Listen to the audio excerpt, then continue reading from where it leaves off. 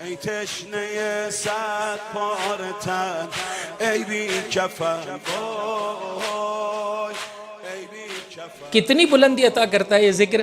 مجھے نہیں معلوم اس واقعے کی جزئیات کتنی حقانیت پر مبتنی ہے، لیکن عزیزو جو اس ضمن میں شعر ہے واقعاً دل کو باغ باغ کر دیتا ہے. یہ ذکر انسان کو بہت بلندی عطا کرتا ہے. نجف کا ایک طالب علم ہے، بہرحال جو جزئیات بیان کی جاتی ہیں بڑی خوبصورت ہے، توجہ کیجیے. مشہور و معروف واقعہ ہے، زمانے کی سختیاں ہیں. ایسے میں ایک نیا طالب علم مجھ جیسا امام کی بارگاہ میں آیا، دیکھا کندیلیں ہیں، لائٹس لگی ہوئی ہیں. ایک مرتبہ کہنے لگا میں اتنا پریشان ہوں، نان شب کا محتاج ہوں، سفرہ میرا جو ہے وہ خالی ہے، آپ کی بارگاہ سے ایک کندیل ایک لائٹ ہی دے دیجئے، میری مشکل حل ہو جائے گی. ہر مانگنے والا اپنی معرفت سے مانگتا ہے عزیزوں. گھر پہنچا، رات کو خواب میں مولا کی زیارت ہوئی. اگر ہمارے پاس رہنا ہے تو یہی کچھ ہے، یہی سادگی.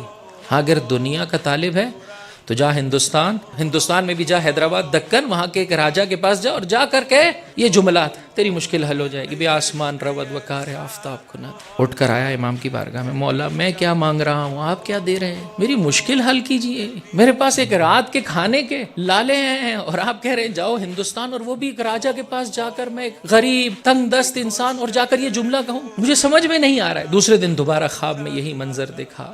کہا کہ حتماً اس میں میرے لیے کوئی مصلحت ہے، اسی میں میرا کوئی فائدہ ہے. بہرحال کسی طرح سے کر کے اس جگہ پر پہنچا. لوگ بھی متعجب ہیں، اتنا ظاہری اعتبار سے تنگ دست انسان، سادہ کپڑے اور اتنے بڑے آدمی سے ملنے چلا ہے. بہرحال جا کر پہنچا، السلام علیکم، اور فقط یہ کہہ دیا بے آسمان رود وقار آفتاب کنت. بس یہ جملہ کا کہنا تھا. اپنے نوکروں اور چاکروں سے کہا ان کے لیے کمرے کا اہتمام کیا جائے. بہترین نعمتیں. اور ایک دن نہیں گزرا، دوسرے دن خبر ملی کہ جو ہے وہ یہاں پر پروگرام ہے، شادی کا سلسلہ ہے. یہ بھی جو ہے وہ جا کر بیٹھ گئے. ایک دوسرے صاحب سے پوچھنے لگے کیا ہے سلسلہ. کہا کہ بادشاہ کی بیٹی کی شادی ہے، راجہ صاحب کی بیٹی کی شادی. اور ایسے میں جب تمام مہمان آ گئے، مرتبہ راجہ کھڑا ہوا اور کھڑے ہونے کے بعد کہنے لگا جو کچھ دولت میرے رب نے مجھے عطا کی اس میں سے آدھی دولت میں اس نجف سے آئے ہوئے طالب علم کے نام کرتا ہوں، اور اپنی دو بیٹیوں میں سے خوبصورت ترین بیٹی کا نکاح اس فرض سے کرتا ہوں. اس موقع پر بھی کچھ نہیں بولا اس نے. نکاح کے جب صیغے پڑھے جا چکے، اب اس کے بعد کہنے لگا راجہ صاحب کچھ وجہ تو بتا دیں، سلسلہ ہے کیا، میرے اس جملے نے کیا کہ جس کی بنا پر آپ مجھے اتنا کچھ دے رہے ہیں،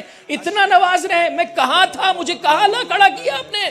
کہا بات سن میرے بھائی، میں نے اپنے مولا کی شان میں ایک شعر کہا تھا اور اس کا پہلا مصرع کہہ پایا تھا، اس کا دوسرا مصرع مجھے جتنے بھی شعراء سے میں نے چاہا ردیف اور قافیہ کے اعتبار سے درست نہیں ہوتا تھا. مجھے ایسے لگا جیسے میرے مولا کی ہاں میری یہ عبادت قبول نہیں ہوئی.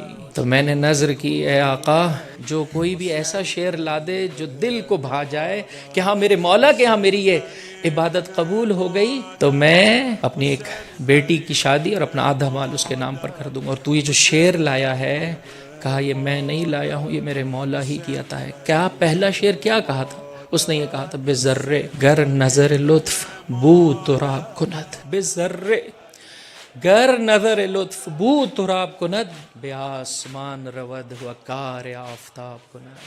اگر ایک ذرے پر بو تراب کی علی ابن ابی طالب کی نگاہ کرم پڑ جائے، یہ ذرہ اتنا بلند ہوتا ہے، اتنا بلند ہوتا ہے جیسے سورج پورے عالم کو جگمگا رہا ہوتا ہے. یہ ذرہ بھی اسی طرح سے مفید ہو جائے. ای کشته دور از وطن